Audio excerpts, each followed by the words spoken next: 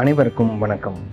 நம்முடைய வாழ்க்கையோட 24 மணி நேரத்தில் நம்ம நிறைய விஷயங்களை பார்த்துருப்போம், கேட்டிருப்போம், படிச்சிருப்போம்.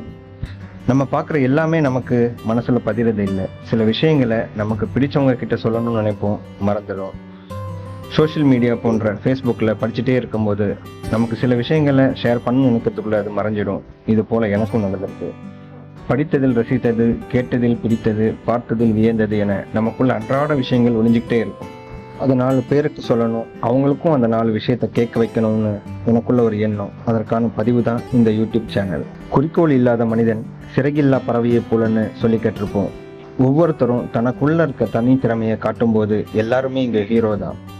தன்னம்பிக்கையோட உற்சாகமாக வாழ்க்கையை ஆரம்பிக்கிற ஒரு சிறுகதையோட இந்த யூடியூப் சேனலை ஆரம்பிக்கிறேன். நான் போடுற எல்லா பதிவையும் நீங்கள் கேட்கணும்னா இந்த சேனலை சப்ஸ்கிரைப் பண்ணுங்கள். நன்றி, வணக்கம்.